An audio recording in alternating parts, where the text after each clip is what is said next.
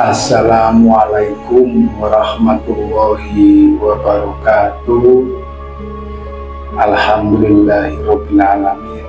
Wassalatu wassalamu ala asyrofil anbiya'i wal mursalin sayyidina wa maulana Muhammadin wa ala alihi wa sahbihi ajmain.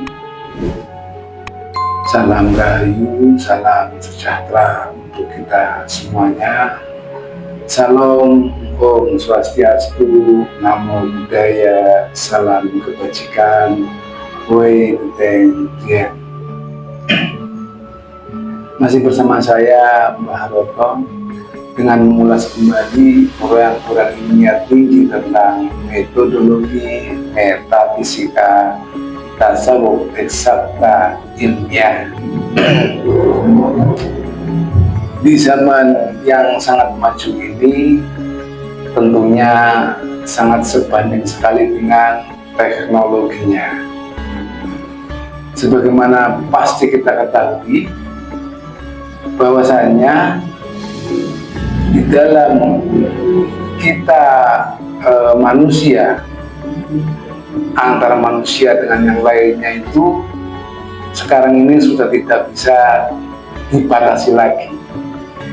Artinya sangat lancar di dalam berkomunikasi, berinteraksi, berhubungan. Nah, artinya sebuah teknologi itu adalah solusi untuk bisa menghubungkan komunikasi antara manusia satu dengan manusia yang lainnya, yang ini di luar jangkauan manual manusianya. Artinya ketika kita berhubungan atau berkomunikasi dengan orang lain yang di luar jangkauan manual manusianya, yang ini sudah tidak bisa dipakai dengan cara face to face atau tatap muka atau duduk berdua, itu pastinya kita sudah tahu semuanya, mestinya kita membutuhkan sebuah alat teknologi. Contohnya di zaman ini adalah sebuah handphone. Ini adalah sebuah komunikasi antara dua manusia yang jaraknya di luar kemampuan manualnya. Artinya di antara keduanya ini terbentang jarak yang sangat lumayan jauh. Misalkan ada 10 km, 100 km, atau bahkan sampai belahan dunia lainnya. Tetapi bisa kita lakukan dengan lancar berkomunikasi dengan syarat menggunakan sebuah teknologi. Yang contohnya adalah sebuah telepon atau handphone. Nah, begitu juga di dalam kita berhubungan dengan Tuhannya, itu pun wajib memakai sebuah teknologi. Karena hubungan antara satu dengan yang lainnya di luar jangkauan kemampuan manualnya, pasti dibutuhkan sebuah alat teknologi yang manusia dengan manusia yang lainnya saja, yang masih satu dimensi, sama-sama di alam dunia, ini saja wajib memakai sebuah teknologi, contohnya handphone. Apalagi dalam kita berhubungan dengan Allah Subhanahu wa Ta'ala atau Tuhan yang Maha Esa, yang Dia menyatakan dirinya ada di ujung akhirat tertinggi Maliki Yaumiddin atau Ars, yang ini adalah beda dimensi. Pastinya wajib. Karena apa? Yang satu dimensi saja kita wajib menyertakan sebuah alat komunikasi, yang ini teknologi. Apalagi kita di dalam berhubungan dengan Tuhannya, di dalam beribadah atau bermunajat, pastinya kita wajib memakai sebuah teknologi. Jika kita paksakan dengan tidak memakai teknologi, pasti tidak akan ada hubungan. Nah, di dalam sebuah teknologi komunikasi ini pastinya ada prinsip-prinsip dasar yang wajib terpasang di dalam sebuah alat agar disebut dengan alat komunikasi. Contohnya sebuah handphone. Handphone ini disebut handphone dan bisa beroperasi, dipakai dengan lancar itu mesti ada prinsip dasarnya. Selain ada wujud barangnya, teknologinya. Nah, di dalam sebuah handphone itu prinsip dasar yang wajib ditanamkan di dalam handphone itu yang pertama wajib ada baterainya. Itu yang pertama. Kemudian wajib ada chip atau nomor tujuan yang kita tuju dalam komunikasi menelpon. Itu yang kedua. Kemudian yang ketiga, kita wajib tahu cara memakainya. Jadi kita tahu wajib tahu pakainya. Kemudian yang keempat, wajib ada sinyalnya yang support. Nah, jadi 4 prinsip dasar ini, sebuah alat komunikasi itu bisa dipakai atau digunakan di dalam kita berhubungan dengan orang yang di luar jangkauan manual kita. Jarak 1 km, 2 km, 100 km atau belahan dunia. Jika sebuah teknologi ini terpenuhi prinsip dasarnya, maka kita bisa memakainya dan digunakan sehingga tersambung komunikasi dengan lancar dan hubungannya langsung. Nah, begitu juga dalam prinsip dasar kita berhubungan dengan Tuhan Yang Maha Esa. Sebagaimana kita di alam dunia, sedangkan Tuhan Yang Maha Esa itu ada di ujung akhir tertinggi, ars atau singgasana Tuhan atau Sidratul Muntaha atau apalah yang disebut ujung akhir tertinggi.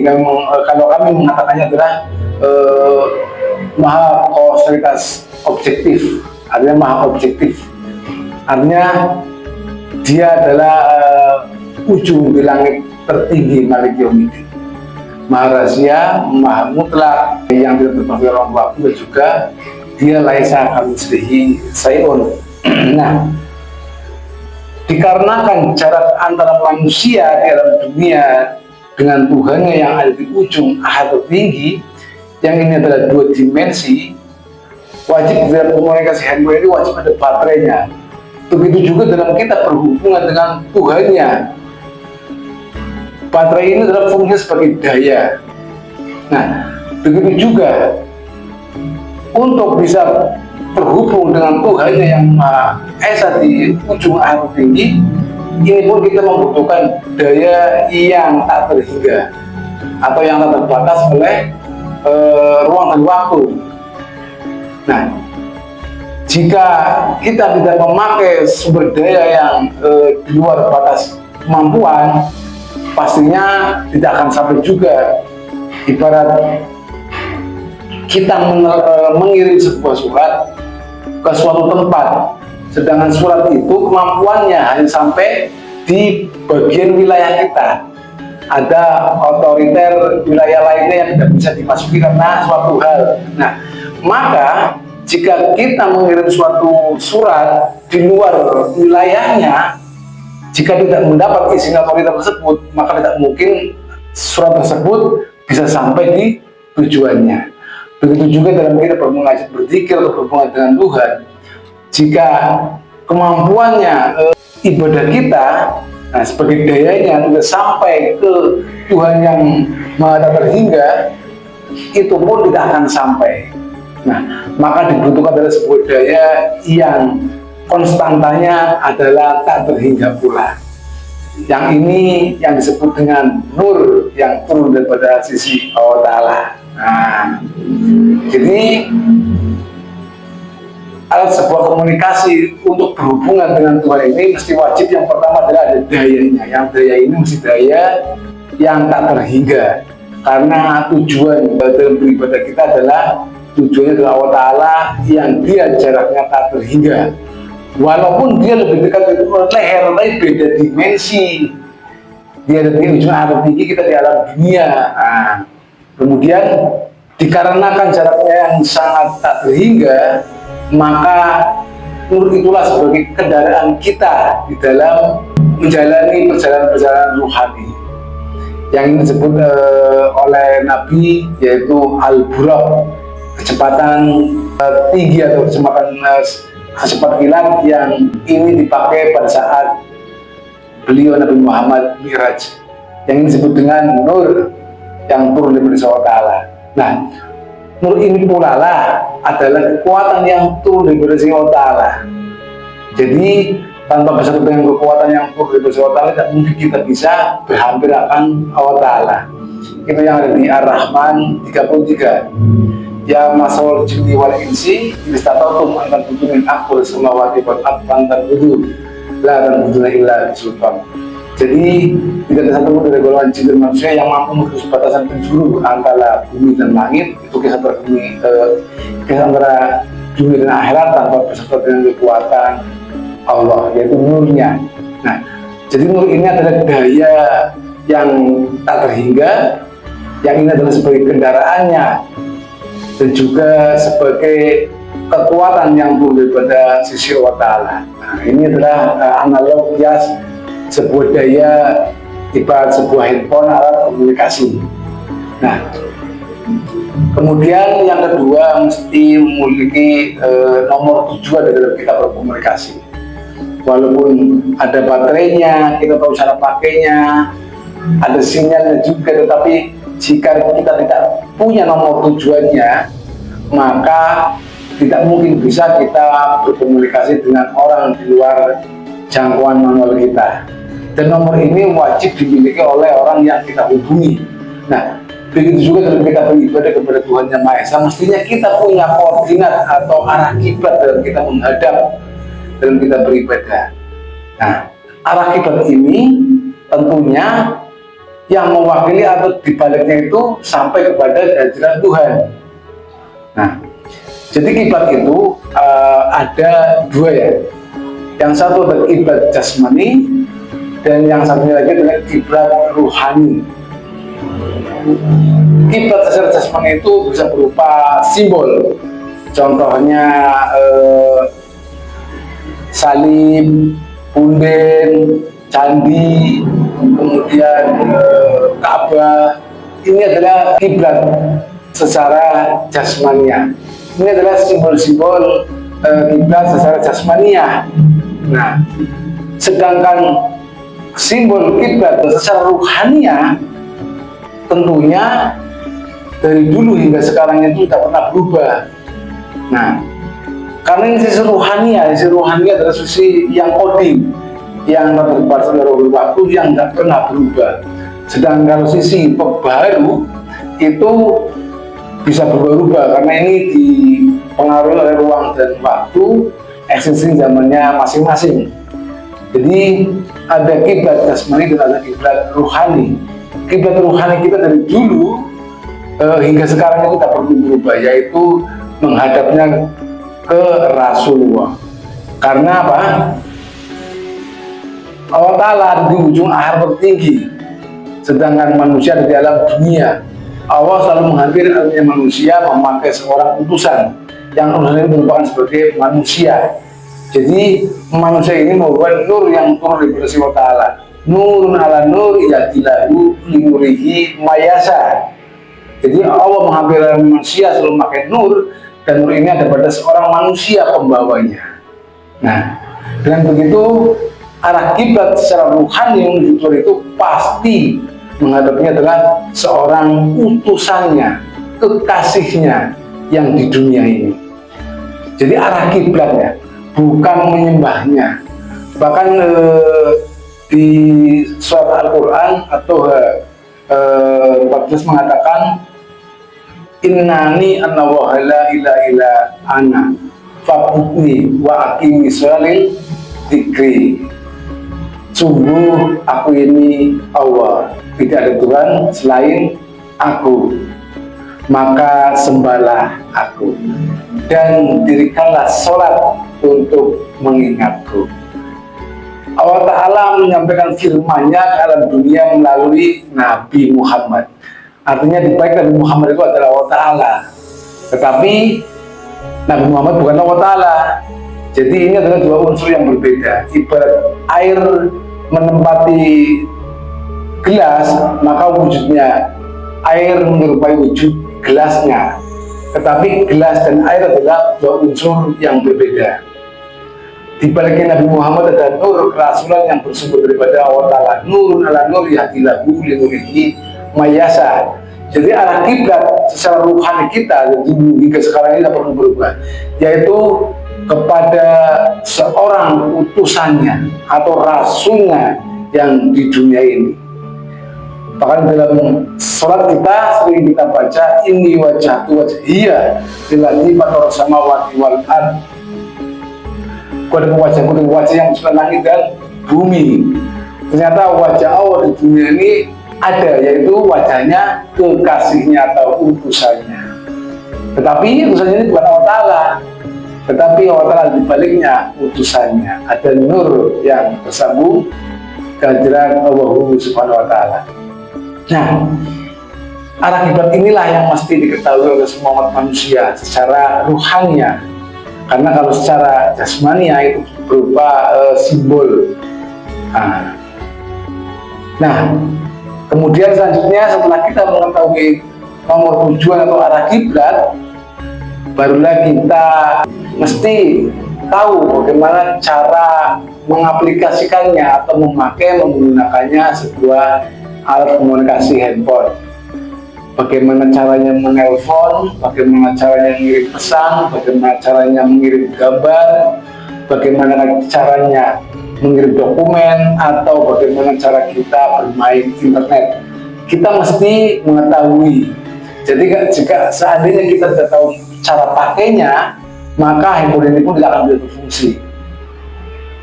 Bagaimana cara membuka kuncinya, cara membukanya, apakah ada sandinya atau polanya, itu kita mesti mengetahuinya. Tidak bisa kita langsung pegang, langsung kita tempelin ke telinga, kemudian kita ngomong, itu tidak bisa. Jadi kita pun wajib mengetahui cara memakaikannya. Begitu juga di dalam teknologi komunikasi berhubungan dengan Tuhannya. Kita akan diajarkan bagaimana cara adaptasi kita di alam rohani beserta dengan guru rohani melalui beberapa tahapan-tahapan kurikulum yang diantara lain pasti wajib ada zikir. Yang zikir ini adalah menaikkan gelombang kesadaran atau tazkiyatun nafas, pensucian jiwa. Kemudian juga ada adaptasi khusus yang disebut dengan suluk. Suluk itu adalah adaptasi khusus di alam kerohanian dalam bimbingan guru rohani di dalam melewati perjalanan rohani menuju kehadiran Allah Subhanahu wa Ta'ala. Jadi wajib di dalam kita memakai sebuah teknologi berhubungan dengan Tuhan, pasti wajib kita beradaptasi dalam mengaplikasikan sebuah teknologi. Nah, kemudian yang keempat yaitu walaupun handphone ini ada baterainya, ada nomor tujuannya, kemudian kita tahu cara memakainya, menggunakannya. Jika sinyalnya tidak support, maka handphone ini pun tidak bisa dipakai. Begitu juga di dalam sebuah teknologi berhubungan dengan Tuhannya. Wajib guru kita adalah guru rohani yang dibaliknya ada wasilah yang tersambung kehadiran Allah Subhanahu wa Ta'ala. Jadi seorang guru ini memiliki wasilah atau mempunyai estafet nur kerasulah yang dari rasul ke rasul, nabi ke nabi, sampai tersambung kehadiran Allah Subhanahu wa Ta'ala. Sebagaimana yang disampaikan oleh Imam Ghazali, bahwasanya bergurulah dengan seorang guru yang garis guru bergurunya itu tersambung sampai guru agung Nabi Muhammad SAW, sampai malaikat Jibril, dan juga sampai Allah Subhanahu wa Ta'ala.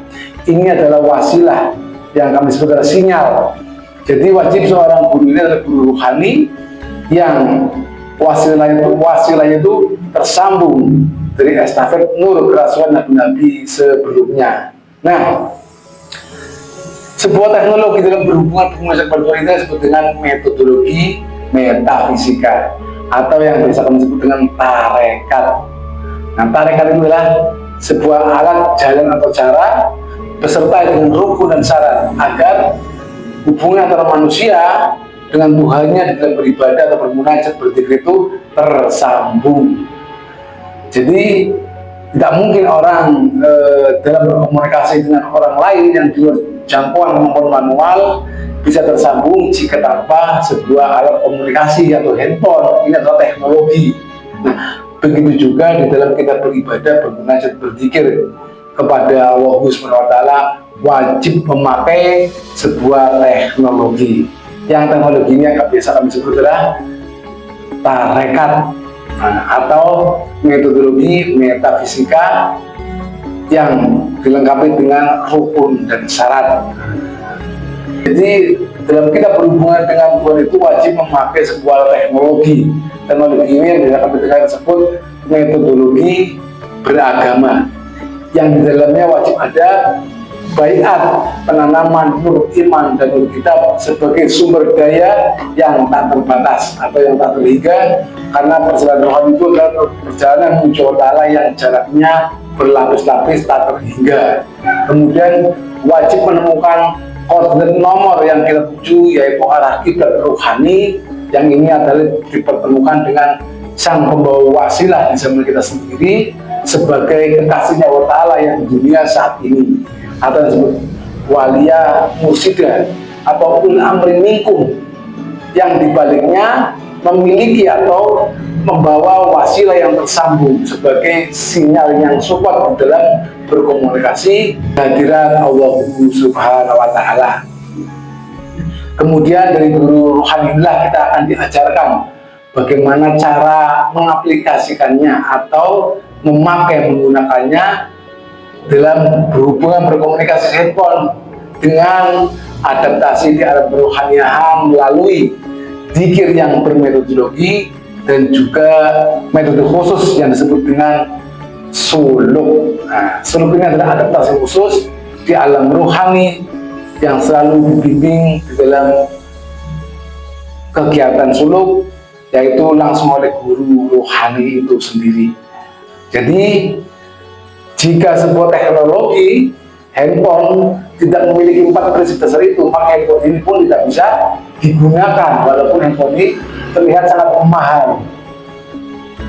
Tetapi tidak baterai, tidak ada nomor tujuan, tidak tahu cara pakainya, dan tidak sinyalnya, walaupun ini harganya mahal, dia bagus, maka tidak bisa kita pakai untuk berhubungan dengan orang yang jauh luar di sana. Begitu juga di dalam berhubungan dengan Allah Subhanahu wa Ta'ala, sebuah teknologi atau tarekat atau metodologi beragama wajib memiliki 4 prinsip dasar dalam bertarekat atau metodologi. Yang pertama, wajib ditanamkan nur iman dan kitab, yang ini adalah pada waktu baiat. Kemudian kita akan ditunjukkan koordinat nomor tujuan, yaitu kita akan bisa bersaksi siapakah Rasul di zaman itu sendiri, yaitu utusannya, kekasihnya Allah Ta'ala di zaman kita sendiri sebagai sang pembawa wasilah, sinyal yang support sambung menyambung sampai kehadiran Allah Subhanahu wa Ta'ala. Yang dari guru pembawa wasilah inilah kita akan diajarkan bagaimana cara mengaplikasikan atau adaptasi di alam kerohanian di dalam berhubungan dengan Allah Subhanahu wa Ta'ala. Demikianlah yang kami sampaikan pada kali ini. Ini adalah tentang praktek metafisika Khodim, tarekat Naqsabandiyah Khodim Nusantara.